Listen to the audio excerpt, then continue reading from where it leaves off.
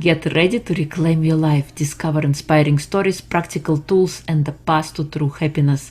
This is Reclaim Your Life with Irina. Let's begin the journey. Welcome to Reclaim Your Life with Irina. Today we have special guest Rommel Corral. Rommel is joining us from Toronto. He's an NLP trainer, business coach, a father of one, and thinker of all the technical things. Welcome, Rommel. It is a pleasure to have you. Thank you for having me, Irina. So share with us who you are. Who is Rommel? So Rommel, like you said, I'm currently a dad. So he's about 5 months now. He's just starting solids, and oh boy, is he a joy! Is he a joy? My wife and I are always busy around him. Aside from all of those things, the director of project management, I love getting things organized. I love those things. Timing is one of those big things for me. Logistics is one of those big things for me. Things I like to do, figure things out in my home lab, always looking for new puzzles. I have a bit of an engineering background, so I love to take things apart and put things back together. Lo and behold, I became an NLP trainer and coach. I love to take apart, go into the details, and then really optimize things so that you and everyone else and any system that you have, be it your life or anything else, can actually run the way that you want it to. Yes, I love it. Thank you. What makes you happy? What makes me happy? Well, aside from my son, let's see. Music. Music actually makes me happy. Surprisingly so, right? Like you'd wonder about that. It's like, no, it actually does. It actually does. It's a good old nostalgic memory, always good feels. Do you have a favorite one? A favorite? Oh boy. There are actually quite a bit. I actually like musical songs, actually. So musicals. So give me like Rent, give me Sweeney Todd, give me Les Miserables, which is a musical, but not really a musical, but that's a different discussion. But they're just so filled with emotion and story that it's just one of those things that evokes that feeling in you. That type of thing makes me really happy. Nice, nice. I love singing. Yeah. What makes you smile? What makes me smile? Actually having conversations with people makes me smile. When you're able to listen and then speak back with them, and really have the conversation going, so you can actually discover more. Actually, that's it. It's a discovery and conversation. That makes me smile the most. Nice, nice. Did you have a profound conversation with somebody? Always. Everyone is always someone new to meet, always something new to go discover about them, about yourself, right? Yeah, Because we always know that we see ourselves in others. this is true. What makes your heart sing? What makes it sing? What makes it sing? Oh, I'm not gonna hit that note. What makes it sing? Really, it's a lot of people may think of me as extroverted, but really it's the alone time. I actually like spending time on my own, just organizing all of my thoughts. I'm very much the type, if I start any project, I will take all the tools out, and they call this process knowing. I'll take out all the tools and I'll organize them in such a way before I dive in. And I find that doing that constantly for not just the project where they're physical tools, but for my life, when I take things apart, compartmentalize them, and set them up so that they're readily available for me to use, I find that that's something that makes me sing.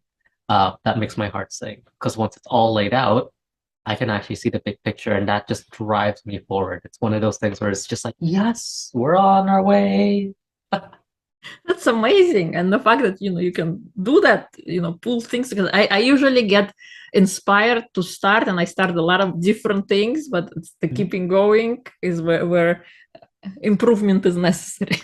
Oh, well, it's just more tools you get to add in, right? All new fun tools you get to add in. More canvases to paint, more things to tinker with. Yeah, yeah. What makes you sad or angry? Sad or angry? Sad or angry? Well, there's a lot of things out there that can make people sad and angry. For me, it's more of a personal item. What makes me a little sad or angry, or has me come across negative emotions is really when I look at something and I realize that I could have taken action on it soon, right? It's kind of like reverse buyer's remorse. It's like you took a shot at it, or sorry, you held off taking a shot at it for whatever reason. And I look back at my life and I see it and I go, if I had listened to myself and had done it the way I had wanted, instead of listening to other people's opinions about it, or whatever was socially acceptable at the time. Whatever, all the fun new things are never socially acceptable at the time. Right, right. There was just so much more I could accomplish. But c'est la vie. That's the past. We get to move forward. But yeah, realizing those things, uh, it does feel like some negative emotion. At the same time, it's also a good place to look to identify where new things are. So even if it's not so, even if it's not such a great feeling, it's something I can be grateful for. Yeah. Because the more I can realize those from the past, the more I can realize them in the future, and then make the outcome very different. Yes, I love it. The ability, to look at it and from a different perspective. And yeah, life moves on, but realization, I think, is key. Mm. What is your number one personal superpower? Personal superpower. A lot of my friends might say it's writing. I actually have my journal in front of me, so a lot of them will say it's the writing. Okay. Lots and lots of writing. Yeah. uh, really, what I think my own superpower is to really just compartmentalize my knowledge. Mhm. So I'll take something, I'll learn something, I'll really summarize it down. Because there's a saying that goes out there, and I think it was by Jim Quick. When you teach something to others, you get to learn it twice. So I write things down as if I was teaching it to myself for the first time, Mm. which is useful because then I get to also take that same piece and modify it slightly so I can teach it to other people, whenever needed. Whenever needed. So I get to slowly build up that knowledge repository. It's what I would call my number one personal superpower. I think that's incredible. Like there is no subject that can stop you. You can learn everything, and being able to teach it to others. I think it's incredible, and to yourself. I think is amazing. It's just one of those things that bring me joy. Yeah. As a kid, what did you want to become when you grow up? As a kid, a lot of things. Oh boy, that would depend on what age you were asking me. Maybe a fireman, maybe a policeman, and the astronaut. Yeah, that was out there. I remember seeing a book at my school's library about the solar system back when we still had Pluto as a planet. Ah, And thinking, oh, you know what? I want to go past that. Maybe I'll go find a 10th planet, right? But really, as a kid, I definitely not what I was doing now. But you learn and you discover new things you like. But really, as a kid, I really thought that I could be some kind of like master administrator, okay. right? Some kind of master administrator. It wasn't really. It was like the brains of the team. Like if you remember, and this is more Western culture. Remember Power Rangers? It's like the Blue Ranger, the smart one. Could Okay. like make all the little plans like that. That's kind of what I thought. I wasn't really like the Rambo go out there be the head honcho guy. I was always as a child thinking, let's be like the key administrator guy, the guy who has access to all the things Mhm. and gets the hero to the injured, right? Yeah, yeah. Yeah, I think it's pretty cool. And you get to do that a little bit when you said you're a project manager, right? yeah, a project manager You are and the and brains coaching. behind the project. And with Oh yeah, NLP, you get to decompose all those things and see from the process perspective how it all kind of fits together. So you're yeah. a little bit fulfilling your dream, not exact like titles, but the functions, I think. Oh yeah. Well. At the end of the day, it's really how do I contribute to others, right? And that stayed with me since I was little. Yeah, yes. Did you like school growing up? School, liked it. Homework wasn't never always so fun, but liked it. It was fun. It was fun. I Have a, probably did more school than necessary.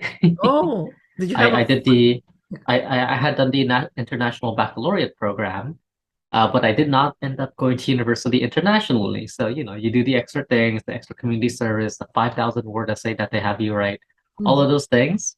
Um, but really, it was rather fulfilling. Just in the middle of the doing, it doesn't feel so great.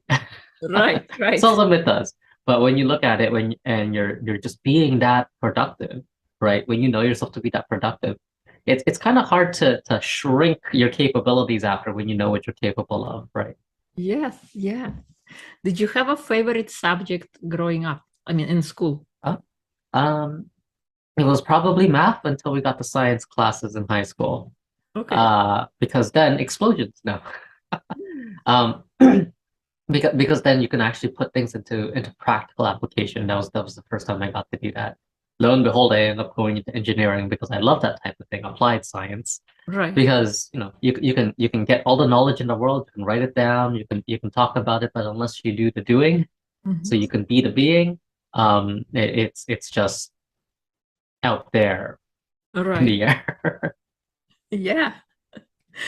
Was there a subject that you didn't like? One subject you didn't? Uh, it was history, and that was probably due to the level of reading. Now, don't get me wrong, I love history. I'm apparently named after a famous World War II general who did a lot of blitzkrieg down in the desert.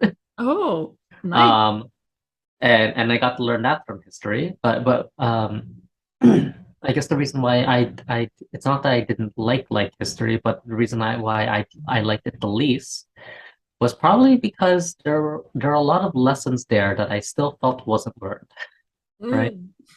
Yeah. Yeah, I looked at it and I go, isn't this still a problem? Didn't we? This is weird. It just felt weird. It felt weird reading about all of those things and people's conclusions and writings and findings and examples of how something could work and didn't work. And then, you see similar patterns again, right? So how do you, it's one of those things where, I made that personal, I guess, decision to go, how do I interrupt that for myself and for others? Yeah. Yeah. I actually had the same realization with history. It wasn't my favorite for those reasons too. Oh yeah. What is your path so far? Your life path so far? Would you say? I like that. Let's see. I am a first generation Canadian. My parents were the ones who immigrated over to Canada. Um, Pathwise growing up, really started to decide what I wanted around high school. And even then, the reason I joined the International Baccalaureate program was because they would have picked most of my classes for me. Didn't Mm. have to bother with electives. So I guess midway through high school, um, self-independence there. That's when I decided engineering. That's when I decided I didn't like the business analyst part or all of the other things, but I did like designing systems. I did like optimizing things. Mhm. And so I became a project manager. And the reason for that, aside from something like a business analyst or a full-on engineer, is I wanted to see results faster. So, became a project manager in marketing and advertising. Right? Fastest thing, fast, fast-paced startup type environment all the time. Did work for like Harley Davidson Chrysler doing model year from model year 12 through 16. Lo and behold, I now ride a Honda. Oh, Um, which story about Honda and Harley later. But we live and let learn. The marketing works, marketing advertising works. yeah. Let's see, career path after that, I became a management consultant. And then afterwards, dove into technology. And lastly, I was a director of project management at a company that does conversational AI for healthcare, for life sciences. Mm. So all kinds of fun things, all kinds of fun things. At the same time, I'm always one to pick up a lot of things. Figuring out how an Amazon FBA works and how do you ship products globally. Starting my own businesses, coaching, um, all kinds of fun things, all kinds of fun things. Um, if I had to say what my current trajectory in life is with all of that in the background, it's really looking at how do I make an impact in the realm of business, right? Mhm. So recently certified business coach now. So looking to take all the frameworks that I've had, adapt that and supercharge them with what I know from my experience as a neurolinguistics from NLP, Mhm. and really get that in there to help reset company culture, to help leaders get more done to get their missions out there fulfilled. Because really, if it's not, then well, people are in business, yes, for a profit, but they're also in there for a mission. So Yeah. when those missions get fulfilled, we get a lot of value in the world. Yeah. I love your life path and where you're going. I wish you all the amazing things that come with that as you get into that new phase of your life. I think that's incredible. Thank you, Irina. Yeah. When would you say you had a wake up call that suddenly changed the trajectory of your life? The wake up call. Well, it wouldn't have been when I got a motorcycle. No, that's fun. But I guess the one that made the most profound difference for me was I remember I was still working at the agency where I was doing work for Harley Davidson. Um, and it was maybe around 7:30, 8 p.m. at night, just sitting there working away, working through. And my phone keeps going off. My phone keeps going off. Everybody's still on Facebook, Instagram's still out there, and all those fun things. This is like 2013, 2014. Um, and phone's going off, like ding, ding, ding, notification, notification, notification. Phone call, text message, down. Annoyed, really hating it that I'm being who are all these people and notifications that they're bugging me from doing my oh so important work. Like I was really dug into that. Uh-huh. Um, slammed the phone down and then kept working at it. And then I guess I slammed the phone down a bit too hard, but the person across from me who was also staying late, there may be like four of us in the office still at this time. No one's had dinner. We're just working away. Um, they I guess that prompted them to check their phone, and they and then all of a sudden they got a phone call, and they started arguing. I think with either their boyfriend or their spouse. Um, big heated debate, right? And then all of a sudden they got annoyed and then slammed their phone down too, because misery loves company. And that was probably my wake up call at that point, because that knocked me out of it. I was sitting there, work, work, boom. What was I doing? And then I was like, what time is it? I was like, wow, it's almost 8 o'clock. I picked up my phone and I actually started reading the messages. And I realized that when I had slammed the phone, the last message that had come in was actually from my mom. It was her asking me, where was I? Because I was supposed to be home for dinner with the family. And I was like, what did I do? What was I doing just 5, 10 minutes before that? I was I was really so focused at work that I was ignoring my own personal life. I put work over responding to the people who love me and people that I love. If you know me, two of my top values are food and family. Okay. There's another F word in there too, but maybe not as high. But it's definitely food and family. Um, Friends is what I meant. But yes, food and family. So I looked at it and I thought, how can I ignore that? How can I ignore that? There are people here who do this, and here I am working away at something that, although a lot of people will see it, a lot of eyeballs will see it, and it'll affect the company. It doesn't impact my life in the terms of value that I'm getting. And agency style, you're not being paid overtime. You're not doing this. Everybody's hustling to kind of one up. It's a very different type of culture, right? Um, and really, I looked at that and I realized, how could I ignore that? At that point, I started to do a lot of self work. I started unconsciously doing work. I would sit there and I'm like, what's actually the most important thing to me? What's actually the most important thing to me? And that question stuck with me a lot. What is the most important thing to me? Not right now, but what is the most important thing, period? Like, don't get me wrong, sometimes food and family may supersede the thing that I'm on. Like, for example, I'm here with you. And so I'm not gonna randomly get up and go make lunch. Like, no, of course not. Right? Right. Context for giving, what is the most important thing, and am I aligned with that? That was a question that I actually didn't get to answer or ask myself consciously a lot until I did a lot more self-work. The main question is, what's the most important thing?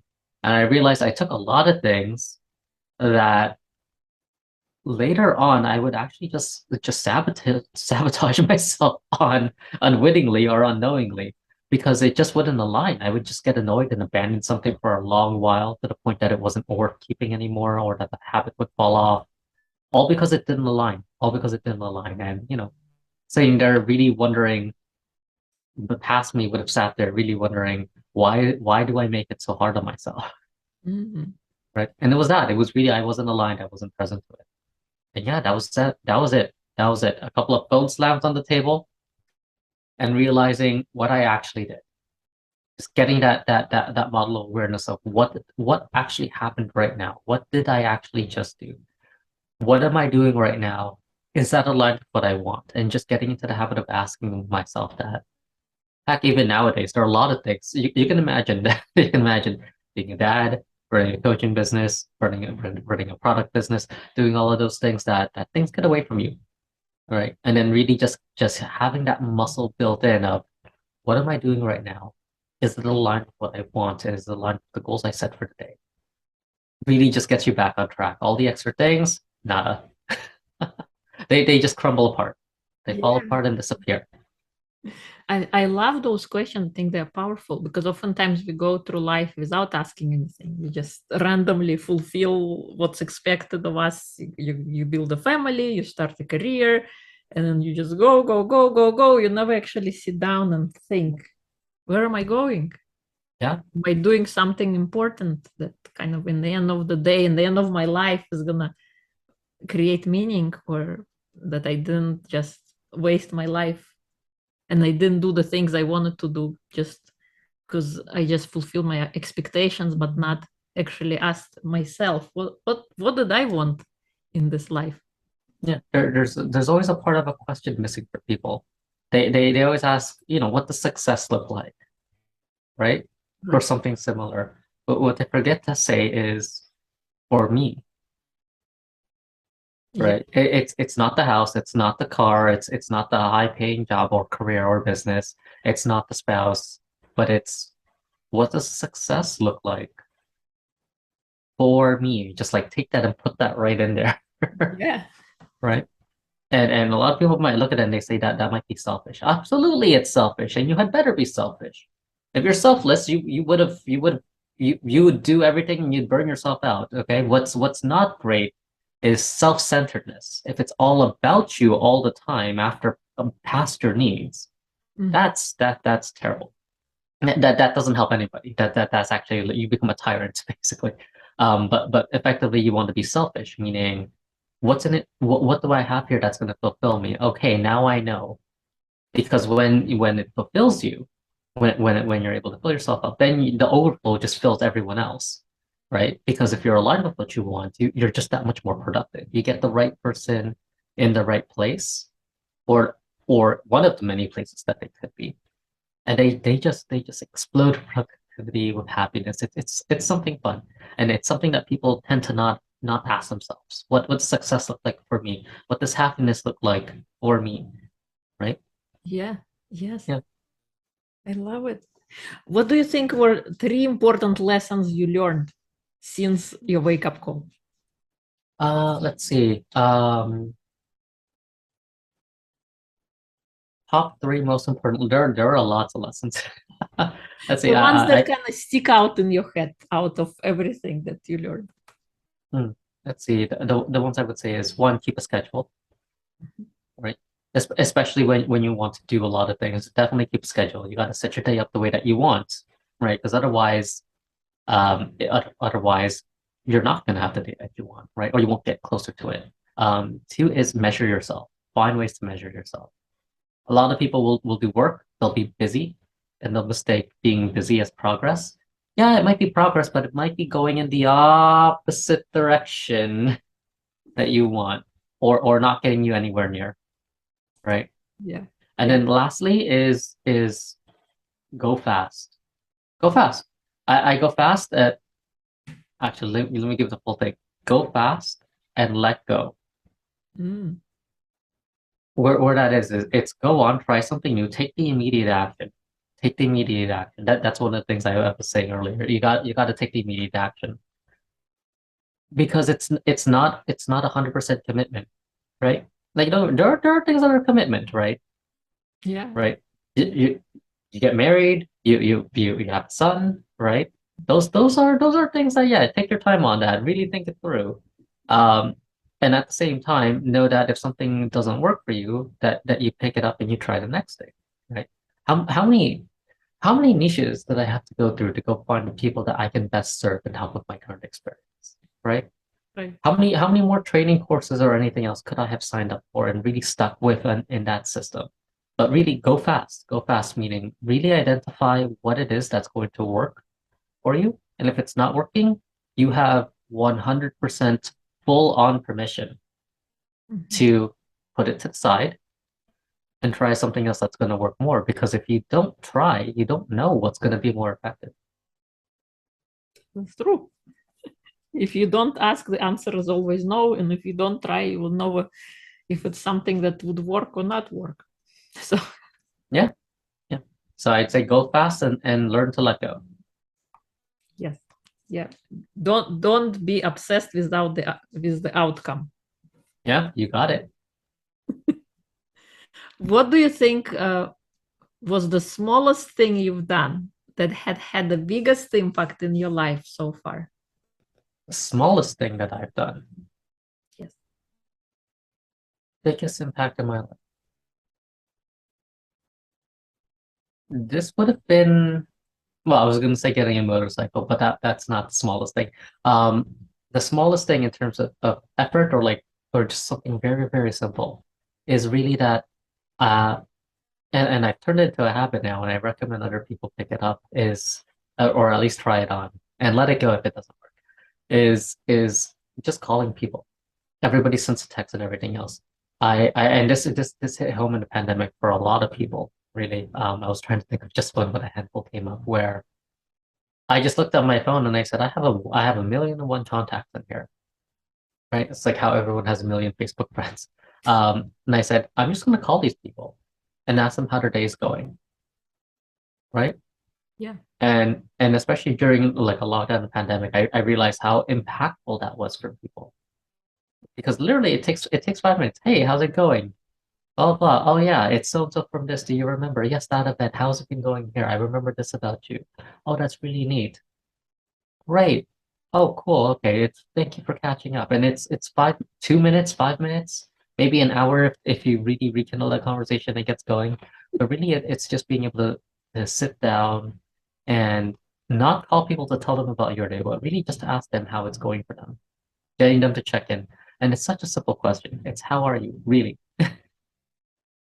Yes, Right? I like that. I think I'm gonna institute it in my life because I've been Mm. falling behind on conversations. They're Ah, mostly on Zoom and the phone is texting and yeah. I think real conversations are powerful. well, you can always I wanna you can always video chat them. You can WhatsApp, Telegram, um, FaceTime, Facebook Messenger has video as well. Whatever works, whatever medium works, but really just getting in there and really finding out what's going on for the person right at that moment and giving them that opportunity. I find people don't give themselves permission to speak about it, right? Yeah.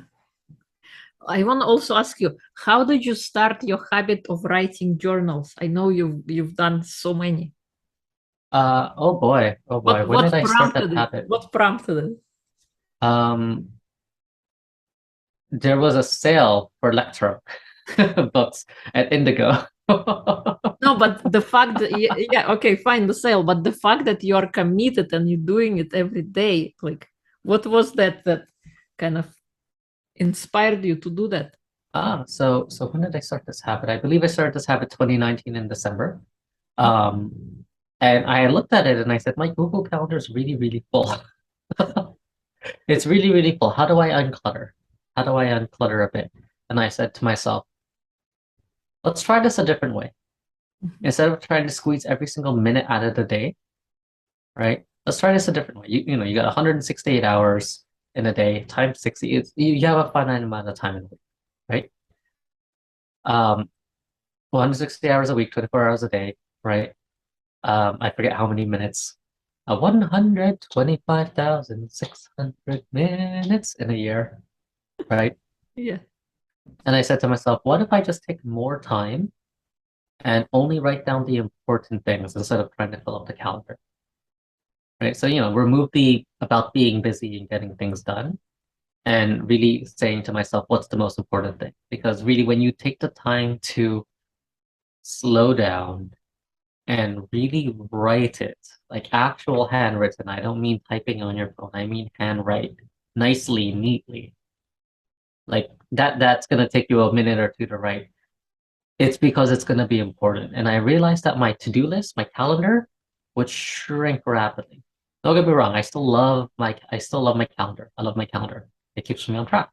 And at the same time, every evening, the evening before, I will write out the most important things and I'll look in the calendar and I will make sure those things are there and that those things are non-negotiable to get done. That's what it was. That's what it was. That's what it was. And don't get me wrong, I fell off a couple of times because when a million and one things hit you and you're trying to implement a new habit, it happens. And I got on the bandwagon again. Even if I had nothing to write that day, I would still make a little log. I'd be like, today, follow the path. Here's the most important thing from yesterday that I need to finish. Or here's the thing I want to accomplish today. Or today's a rest day. Just writing it consistently, that's how I got in. And then really that's how I became more and more present to what's important to me. I love it. I think that's incredible. And the fact that you're consistent about it, I think that's the most amazing fact.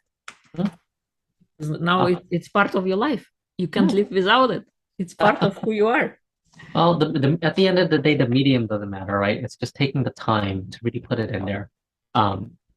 Because don't get me wrong, people might look at this and say, it's the doing. I got to get myself a journal. You can. You can get yourself fancy pens and all the other fun things, right? And it's not required. The real crux of it, if you come with me high level, right? It's not about getting a specific book. It's not about a fancy journal prompt. It's not about writing or whatever else. It's about taking the time to really think, is this important to me? And then taking the time to think about it. Because what happens actually is as I'm writing it down, I'm thinking about how important it is to me. And I'm really internalizing that.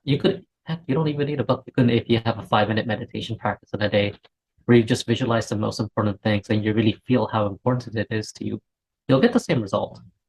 You'll get the same result. I like the book because I also put in all kinds of notes in it. But really that's dogma. That's dogma. The most important thing is being aware of what's important to you. Yeah, and journal is such an amazing tool for self-reflection.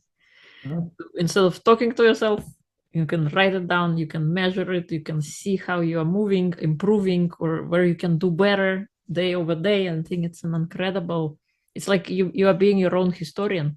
The things that matter to you now, a year from now, could be like, why did it even bother me? Like I'm so much further along.